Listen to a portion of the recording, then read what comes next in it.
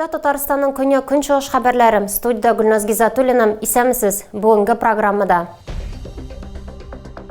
Сезонлы авыруларга бирешмәс өчен иң нәтиҗәле ысул прививканы кайда ясатырга була һәм беренчеләрдән булып кемнәргә поликлиникаларга мөрәҗәгать итәргә кирәк. Кемнәр юл йөрү кагыйдәләрен еш боза? Бу уңайдан социаль челтәрләрдә бәхәс барган арада юлларда гомерләр өзелә. Ширмешән районы халкы үз көчләре белән зиратта койма тоткан. Гәрчә җирле башкарма комитетка һәм хәйриячеләргә ярдәм сорап мөрәҗәгать итсәләр дә. 1 сентябрьдән Татарстанда гриппка каршы прививка ясату кампаниясе старт алды. Әлмәт поликлиникаларына да вакцина кайтты. Прививканы 6 айлык балалардан башлап иң өлкән яшьтәге кешеләргә дә ясатырга була. Әмма белгечләр беренчеләрдән булып кемнәргә вакцина ясатырга киңәш итә. Я говорю, все травы знаю. Ну вот так заварю, пью. Әлмәттә яшәүче әлеге ханым халык чаралары ярдәмендә авырулар белән көрәшә. Даруларга өстенлек бирүчеләр сезонлы авыруларны җиңү өчен даруханәгә ярдәм сорап бара. Авырулар сезонының башлануын табиблар да раслый, әмма быел ул алдагы еллардагы кебек кискен түгел дип тынычландыралар. Гадәтигә үрелгән коронавирус татарстанларга сирәгрәк юга. Гриппны булдырмас өчен иң нәтиҗәле ысул дип белгечләр прививканы атый. Шәһәрнең барлык поликлиникалары кирәкле вакцина белән тәэмин ителгән. Беренче чиратта белгечләр хезмәт күрсәтү, сәүдә, транспорт һәм медицина хезмәткәрләренә прививка ясатырга киңәш итә. Моны теркәлү урыны буенча поликлиникада бушлай эшләргә була. Тән температурасының күтәрелүе, хәлсезлек, салкын тию, тамак авырту һәм йөткерү барысы да грипп һәм ОРВИ билгеләре. Көннән-көн Баулы районында авыручылар саны арта. Әлеге исемлеккә керергә теләмәүчеләр прививка ясатуны хуп күрә. Күпчелек моның өчен район үзәк хастаханәсенә мөрәҗәгать итә. Табиблар эпидемия сезоны башланганчы ук прививка ясатырга киңәш итә. Баулы үзәк район хастаханәсендә теләгән һәркемне көтәләр. Вакцинациягә чиратлар зур түгел. Поликлиникага 3490 доза 3 валентлы Сови грипп вакцинасы кайтартылган. Йөкле ханымнарга һәм медицина хезмәткәрләренә 4 валентлы Ультрикс квадри прививкасы ясала. Надежда һәм Михаил Шевелевлар прививкага бергәләп килде. Гаилә инде күп еллар көзге-кышкы чорда вакцина ясата. Прививкадан соң авыруны җиңелрәк кичерәбез яки бөтенләй авырмыйбыз диләр. Прививка кабинеты 3 көннәрендә иртәнге 8-дән кичке 4-кә кадәр эшли. 12-дән 1-гә кадәр төшке аш вакыты.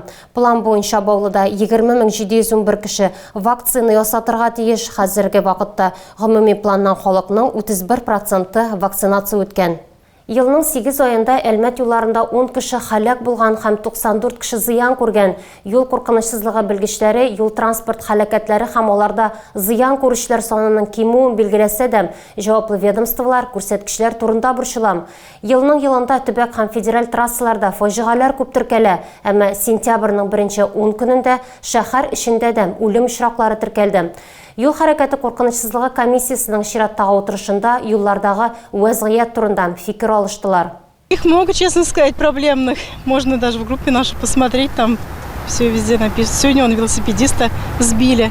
То есть проскакивает машина на зеленый светофор. И вообще для них это ничего не значит. Алсу микрорайонында зыян күргән велосипедче турында хәбәр юл хәрәкәте куркынычсызлыгы комиссиясе утырышы алдыннан билгеле булды. Әлеге вакыйга автоинспекторларның мәгълүматларына эләкми. Зыян күрүчеләр юк. Атна башында булган вакыйга кебек үк дүшәмбе көнне велосипедче кыз белән руль артындагы ханым да юл транспорт һәлакәтенә юлга язган иде. Автоинспекторлар мәгълүматлары буенча җәяүләрнең хаталары аларга кыйммәткә төшә. Җәяүләрнең кагыйдәләрен бозулары нәтиҗәсендә 1 кеше халак булган, 5 кеше җәрәхәтләр алган, барлыгы 6 халакәт теркәлгән. 1 елдан соң бу очракта да халак булышлар һәм зыян күрүчеләрнең кимүе күзәтелә. 22 елның әлеге вакыт аралыгында 2 кеше халак булган һәм 8 кеше зыян күргән. Шул ук вакытта автоинспекторлар 23 елда җәяүләргә 600-гә күбрәк штраф язган. Әмма иң зур проблема булып һаман да шәһәр читендәге юллар санала. На сегодняшний день особое беспокойство вызывает автодорога Набережные Челны, Заинск, Альметьевск. Соңгы 5 елда әлеге юлда 8 юл транспорт һәлакәте теркәлгән. Аларда 3 кеше халак булган, 9 кеше төрле тән җәрәхәтләре алган. Быел тагын 2 кешенең гомере өзелгән, 3 кеше зыян күргән. Белгечләр фикеренчә, инфраструктурага үзгәрешләр кертү генә вазгыятьне яхшырта алачак. Яктырткычлар урнаштыру һәм борылыш өчен юлны кыскарту кирәк. Есть решение комиссии. Была комиссионная подготовка. Все было. Шәһәр читендәге юллар өчен җаваплы оешма район җитәкчелегеннән тәнкыйть алдым. Көз-кыш айлары юл транспорт һәлакәтләре күп теркәлә торган катлаулы чор санала. Комиссия әгъзаларын юл төзелеше генә борчымый. Юл япмасының чисталыгы ел башында комиссия утырышында күтәрелгән иде. Елның 8 аенда Әлмәт юлларында 10 кеше һәлак булган һәм 94 кеше зыян күргән. Шәһәр юлларын карап тоту өчен җаваплы предприятиегә алдагы кышка әзерләнү бурычы куелды. Үзләре акча җыеп зираттагы койманы яңартканнар. Ширмешән районының Серебряный Ключ авылында яшәүчеләрнең үтенече турында без август аенда сөйләгән идек. Элекеге авыл халкы хәйриячеләр табарга яки җирле хакимиятнең ярдәмен алырга өметләнеп, безнең редакциягә мөрәҗәгать итте. Әмма беренчеләр өчен күрәсең, бу кызыклы тоелмаган, икенчеләрен исә финанс кыенлыклары туктаткан. Виталий Колесников һәм аның якташлары Серебряный Ключ авылындагы зират коймасын яңартуга ирешкән.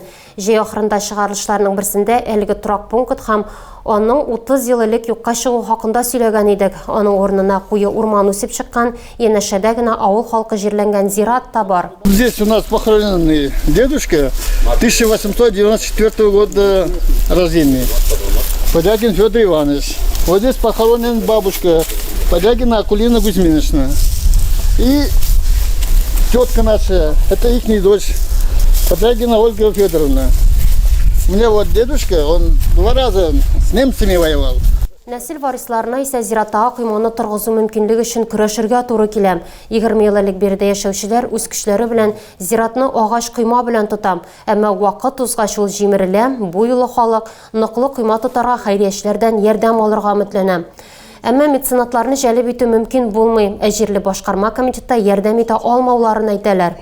Үзара салым мәсьәләләре буенча җыелышны көтеп тормыйча халык үзе эш итәргә карар кыла һәм үз көчләре белән бу юлы тимердән койма тота. Серебряный Ключ авылыннан чыкканнар хәзер илнең төрле төбәкләрендә яши һәм барысы да үзләреннән өлеш керткән. Кайта алмаучылар финанс яктан ярдәм иткән. Зиратны төзекләндерү 300 мең сумга төшкән. Әлеге акчага зиратны агачлардан чистартканнар һәм койма тотканнар. Эшләрне 2 атна эчендә башкарганнар. Аларда 30 кеше катнашкан. Әлмәт егете Виталий Петриков Евразия чемпионы булып танылды. Профессиональ бокста 8 көрәштә титуллы спортчылар көч сынашты. Алар арасында Татарстан вәкилләре дә бар иде. Спортчылар өчен дуслары һәм якыннары җанатты. Көрәш барышын безнең иҗат төркеме дә күзәтте.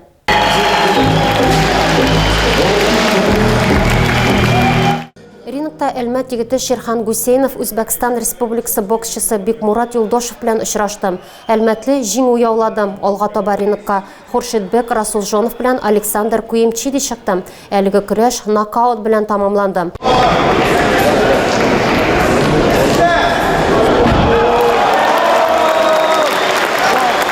Александр Куемчиди үзлегеннән аягына баса алмады. Спортчыны күтәреп алып чыгып киттеләр. Соңрак эстафетаны Азизбек Тоджиев белән Александр Елизаров кабул итте.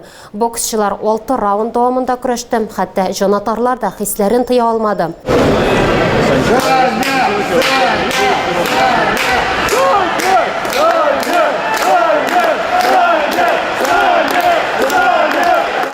Соңгы булып рингка Әлмәтле Виталий Петриков һәм ЮАРдан килгән спортчы Джабулани Маккензи чыкты. Алар Евразия чемпионы исеме өчен көрәште. Нәтиҗәдә титулны Әлмәтле яулады.